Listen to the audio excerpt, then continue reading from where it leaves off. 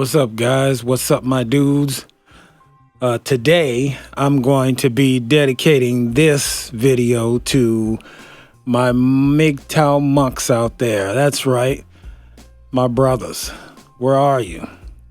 See, we're all MGTOW, and even though I'm not monk, I do understand you guys. I understand why you would want to be monk and just leave all women alone. I completely understand. So y'all still my brothers.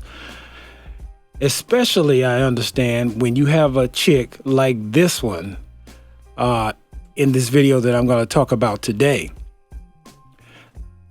YouTube channel Strong Successful Male takes in emails from people and kind of answers and gives his advice on things. And I was looking at him and I picked this up, an email that someone wrote him from a guy who just went through a whole lot of bullshit with a psycho crazy ass female. And so that's why you guys are my brothers, you monk MGTOWs. This is dedicated to you. You guys are my brothers because I completely understand not wanting to go through what this dude went through when trying to deal with women. Now, me, myself, the reason I'm not monk is because, well, I never dealt with females on this type of level that this guy is going to be speaking about in the first place. But even if I did, I always put myself in minimal risk and not really giving two shits about the chick anyway. And the reason for that is because I was raised, or I came into my manhood at a time in the late 80s and early 90s where you had rap music that they called Gangsta Rap, and I pretty much adopted the MGTOW philosophy. I was MGTOW before MGTOW was MGTOW. Way before. And so just a little bit on that before I go into the video. In the 1970s, in black culture, we had these movies that were blaxploitation films where you had black men kicking people's ass for getting out of line, including women. And it was a thing where you could disrespect the woman in the movies, call her a hoe, a tramp, a bitch, and it was kind of fashionable actually in black culture. So gangster rap sort of comes from that, from the 70s, where you had movies like The Mac and Uptown Saturday Night and, Shaft and all that. They slapped the women around. And of course, it was still fashionable because earlier in film history, you had movies starring men like James Cagney and Cary Grant, people like this, and they wouldn't take any crap off of a woman and they'd slap her to put her in line. I mean, that was acceptable. So the 70s blaxploitation films sort of mimicked those movies from the 30s, 40s, and 50s. There's a long history of this, so it's sort of on a timeline. Those older movies influenced the 70s movies in black culture, where pretty much the same thing was happening. Women weren't getting any respect on screen, pretty much, unless she was a good woman. And that's in quotes because it's debatable whether that even exists nowadays.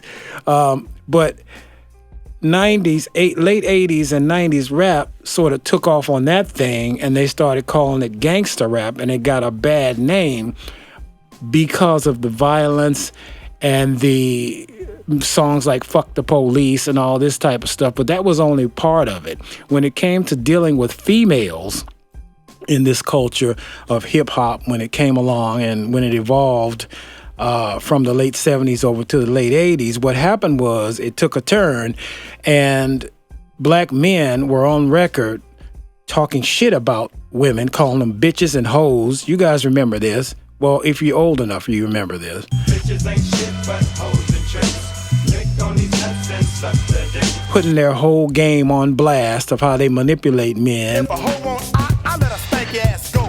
'Cause I'ma let a hoe be a hoe. This type of thing. You had all kinds of songs that reflected that.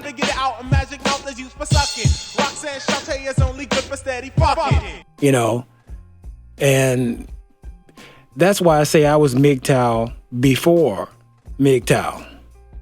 So it was a way different indoctrination process than you guys that are Generation Z or millennials were indoctrinated into dealing with women and how to treat women.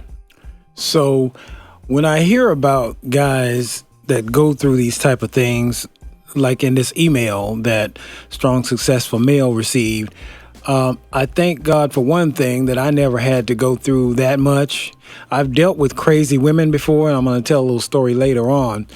But I've never had to go through all the stuff that this guy went through. It's pretty crazy. So let's get it cracking.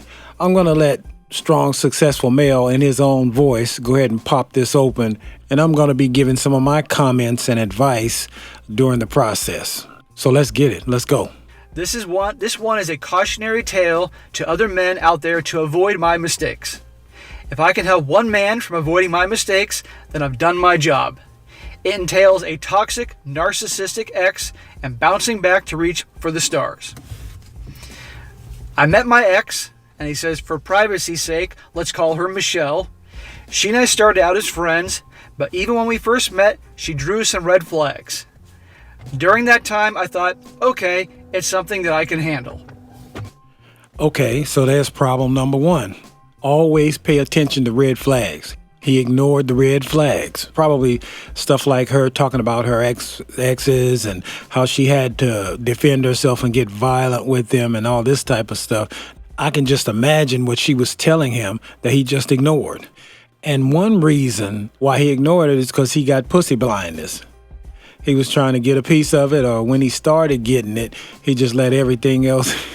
And we've all probably kind of been guilty of that in some kind of way. But that's number one. And then the second reason he probably ignored it is because she probably was a really good-looking woman or a decent-looking woman, and he's in the frame of mind of thinking he wants to cuff her up, make a relationship out of it right from the start. And that's a mistake, too. Like I said, the way I was indoctrinated into treating women is don't give them undue respect. Don't do anything for them.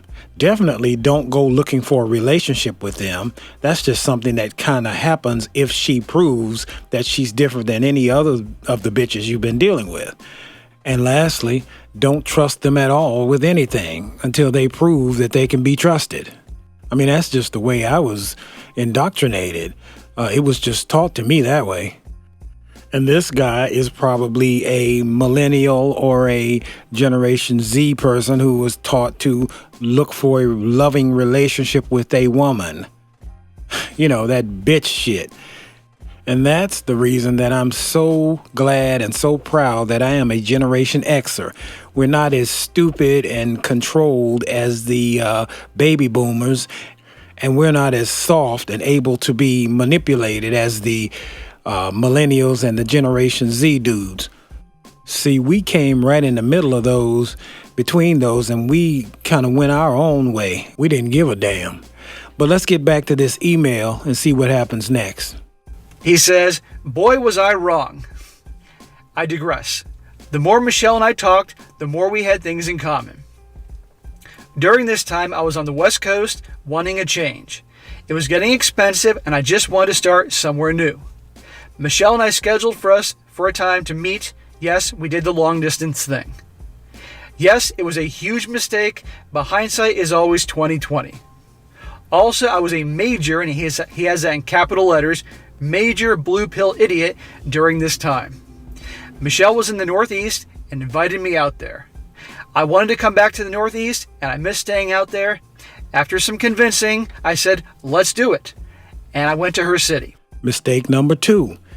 Never, ever get off of your path to try and meld your life with a woman's life. Not going to work, and there are a couple of reasons why. So this guy in the email, he was on his path. He was trying to accomplish some things. As he said, he got tired of living where he was, so he wanted to move completely across the country. Well, he should have just done that by himself. And if he happened to be somewhere near where this chick lived, he could go and visit her and all that stuff. Like I said, he was trying to get into a relationship with her too quick and meld their two lives together. That's never going to work. And the reasons why are, number one, women are never going to give you peace and quiet enough in most circumstances, or leave you alone enough in most circumstances to go ahead and accomplish what it is that you're trying to do. This is based in the secret envy and jealousy that women have of men, being free to accomplish things, not have anything tying them down, because they have this aching desire in their head to have children and tie you down. And the reason why is because women are hardwired to seek comfort, security, guarantees, and to take minimal or no risk in life. And as we all know, as men, if you don't risk anything, you don't gain anything. So what they'll do is, if you meld your life with theirs and move in with them, especially at an early point, they will do everything, put all kinds of obstacles in your place. They'll try to get pregnant. They'll nag you about this, nag you about that. They'll just put all kinds of obstacles in front of you so that you cannot go out there and do what you have to do. Because, of course, her security and stability is way more important than any of your dreams or anything you want to do in life, according to her. And the second reason that this is such a bad idea to move in with a woman and join your life with hers, especially in the early stages, is because women love drama. Let me say it again. Women love drama. No, they don't just love drama. They're addicted to drama. The way a crackhead is addicted to crack, the way a meth head is addicted to meth. So we should just call them drama heads. Women are drama heads. They love drama. So what she'll proceed to do if you move in with her, especially before you know anything really about her, is she will cause all kinds of drama between you and other people, like your family members, your friends. She'll tell you all the reasons she doesn't like your friends. And she may, if she's a crazy chick like this one, start telling you that your boy, your best friend's hitting on her and all this type of crap. And she'll also garner attention from other men so that you will have a reaction to it, and she'll get some attention from you, and it's just like a whole drama thing to them. And the reason why they're addicted to drama, one, it's because of the fairy tales that they are raised on when they're little. They get off on the drama of the story. So that type of thing. And then it's the romance novels and all these shows that they see on TV and in movies, and all the drama that's involved before you could have a good relationship, quote unquote. You got to go through this drama and that drama and so all this drama will get in the way of you being the man that you can be. So yeah, that's what he did. He got attached to her way too early. He fell for the chameleon, her representative. He fell for her representative, and he ended up finding out the hard way, because it gets worse than this. Take a listen at what happened next. So he gets to the Northeast and he says, as soon as 2 weeks go by, Michelle turns into a different person. Those red flags were now at high mass and right in my face. She started gaslighting me, wanting me to cut off contacts with friends and family back on the coast, and accusing me things I didn't do. She also would snoop into my phone while I was asleep looking for anything. He says she'd be making mountains out of molehills, and that was her bread and butter. She once got mad at me because I cheated on her in her dream. I'm not joking. So just after 2 weeks, the drama starts. I'm shocked and surprised. As you heard, she started going through his phone, started accusing him of stuff he didn't do, started trying to cause drama between him and his family members, like I said, and all this after just 2 short weeks. And they wonder why we say women are crazy. And this one is not just crazy. She's super crazy, super crazy. I don't think I've ever dealt with a woman this crazy. As you heard him say, she got extremely mad at him because she dreamed that he cheated on her. Now that's a whole new level of crazy. Remember, no matter what you do, fellas, do not stick your dick in crazy. And I have to be honest, I was guilty of that back in the day a few times. I just wanted to have sex and the chick was fine and I ended up sticking my dick in crazy and I regretted it. But not as much as this dude right here, because this is not over. It gets worse than this.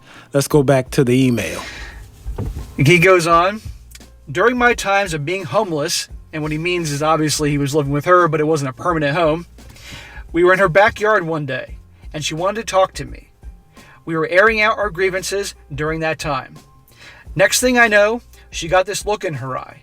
And he says, I've worked in an inpatient psych facility before, and I've seen this look on mentally ill patients who are getting ready to attack. Knowing that she was angry, I got up from the chair to remove myself from the situation. She charged at me and punched me in the face. Why did she punch me in the face? Her exact words, because I felt like it. Not gonna lie, she had one of those mean old Pacquiao hooks. Her punch didn't take me down, as I'm 6'3", 290 pounds, and can bench 400. And I've been in a lot of fights growing up. I digress. She then goes, now hit me. I kept my cool and went, no. She went, why? I deserve it. I simply replied, because that's what you want. If I lay a hand on you, you call the cops, and I've had my life ruined. Very smart. I call the cops, and who are they going to believe? The dude or the female? Grabbed my bag and walked out. Now you see, this chick is completely batshit crazy. Not only is she batshit crazy, she's so addicted to drama that she's willing to punch the hell out of a man and get slapped around herself in order to get her drama fix. That's about as crazy gets. But he finally did one smart thing, got his stuff and got the hell out of there. He realized at that moment that he didn't want no part of this. Good for him. I had a chick way back in the day that tried to set me up in this type of way. I actually have dealt with a few of these type of situations where a female is trying to gaslight you and get you set up like this. And what I noticed is that when women feel like their manipulation tactics are not working to the extent that they would like them to, they tend to ratchet up the crazy and the drama, and they'll go to insane levels of drama and crazy if they're batshit crazy anyway, like this one. And that's what she did. And the extra perks that she gets, along with just the satisfaction of her drama fix, she gets to cause trouble in your life and maybe give you a record. You see, make some trouble for you. And then the other perk she gets is that she gets to virtue signal and play the victim when you eventually dump her and move on. You know, she's going to tell her family and friends and anybody she knows that you know, he's crazy. He even got arrested for hitting me and I had to get away from him. You see, she becomes the victim, and in her eyes, she broke up with you because you were the crazy one. You see, she gets the virtue signal. So all these people look at her and say, oh, you poor thing. You're a victim. It's not you. It was him. You'll find somebody. See, that's manipulation and deceit and trickery at its core. And as I said earlier, she probably had some stories like that to tell him when he first met her. He probably asked her about her prior relationships, and she probably played coy at first, like, oh, I really don't like to talk about that. But then she probably got around to talking to him about it and telling him how her ex, he was just a jerk, he was abusive, he got arrested for putting his hands on me. And the reality of it is that she pulled the same thing with her ex that she just pulled with him, but the ex fell for it. You know what I'm saying? So That's why you don't ignore those red flags in the beginning. I guarantee you she told him a story like this about one of her exes, or more, or maybe more than one of her exes. But the email continues now, and believe it or not, even after he left her, she's still not done with the crazy. And he still has to figure out a way to deal with this nonsense even after he's not even there with her anymore. Take a listen to this shit. During my time of being homeless, I landed a job but had to wait to start training. 2 days before I started work, she texted me saying that she was going back to her ex. Defeated already, I simply said that I wish her nothing but the best in life. I was homeless for a month before I started a new job and was back on my feet. I would work 80 hours a week to get income coming in and to get my life back on track. As I started having money coming in, my life getting back together, she texted me out of the blue thinking, great, it didn't work out with him, now she wants me back. So this guy moved on with his life. He made the mistake at first of sticking his dick up in crazy.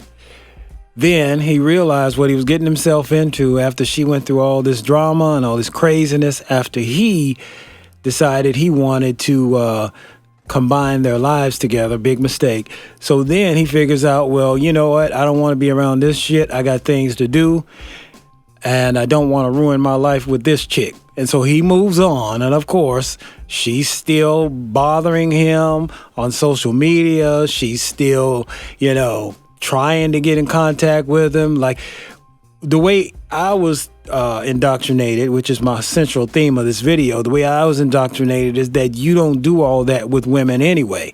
So I would have never gotten to that point with a crazy chick. Because I would have never combined our lives. I would have never done any of that because it would have never occurred to me to do that. But that just goes to show how times are different or whatever. So the way I used to do it when I was out here dealing with these females, I would let them know very little information about me. I wouldn't give them my email, wouldn't give them anything like that. All they would have on me is a telephone number. Sometimes I'd even tell these chicks my real name, to tell you the truth.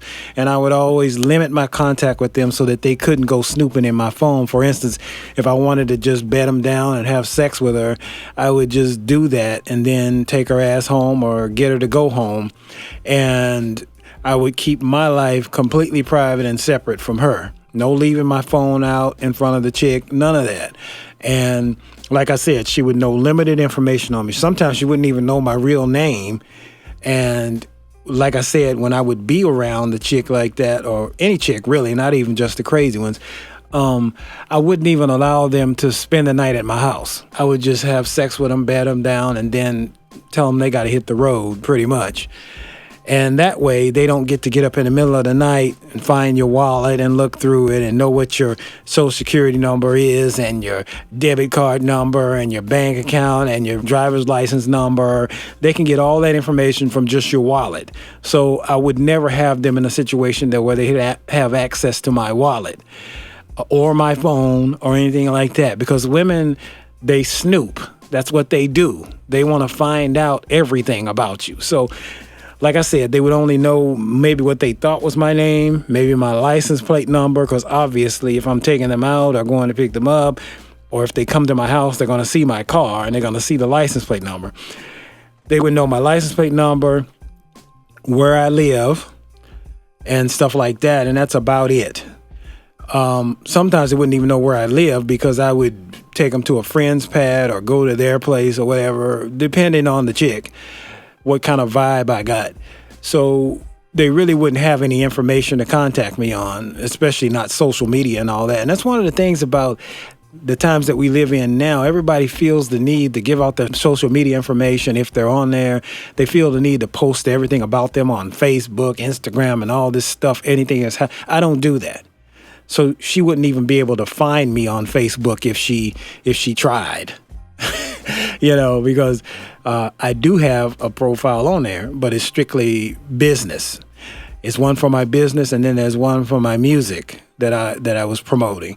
So but that none of that contains my name. So she wouldn't even know where to start.